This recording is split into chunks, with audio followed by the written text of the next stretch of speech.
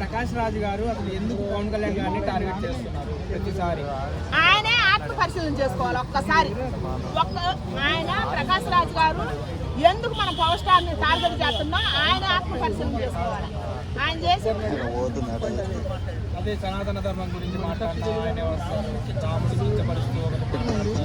ఏం పుట్టిందా దేవుళ్ళు కూడా తీసుకొస్తారు వీళ్ళకి కత్తర్లు పుట్టియా? అసలు ధర్మం మనిషి పుట్టినాక పుట్టిందా, మనిషి పుట్టక ముందు పుట్టిందా? అసలు ధర్మం అంటే ఏంటి? 5 ఏళ్ళతో అన్నం తినేవాళ్ళు అసలు ధర్మం అంటే ఏం చెప్పాలా? చెప్పని అర్హత లేని వాళ్ళు ధర్మం గురించి మాట్లాడొద్దు ఎవరైనా సరే. నేను చెబుతున్నా, ధర్మం గురించి అవగాహన లేని వాళ్ళు, దాని గురించి తెలియని వాళ్ళు ధర్మం, సనాతన ధర్మం ఏం తెచ్చిండు ఆయన తెచ్చిండు అని తెచ్చిన వాళ్ళ మీద నిందలు బందలేదు. అసలు ధర్మం అంటేనే మనం ధర్మంగా ఉంటేనే కదా, మనం నిజం మాట్లాడితేనే కదా, మనం నీతిగా ఉంటేనే కదా ధర్మం అంటే. అదే కదా ధర్మం. నీతి అంటే అదే. ఇప్పుడు మనం నిజం మాట్లాడాలి.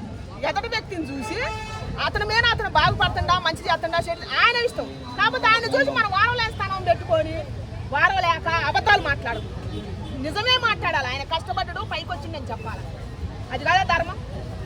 నీ దేవుడు గొప్ప, నా దేవుడు గొప్ప అనేది పక్కన పెడితే, దేవుడు అంటే ఏ దేవుడు చెప్పినా కూడా ధర్మేగా బోధించేది.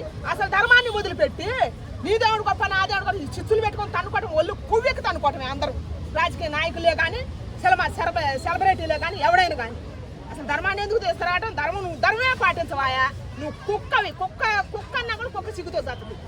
మన మనిషి జన్మ. ధర్మం లేనప్పుడు ఎందుకు దాని గురించి మాట్లాడతాం? నీతి లేనప్పుడు ఎందుకు? నిజం మాట్లాడినప్పుడు ఎందుకు?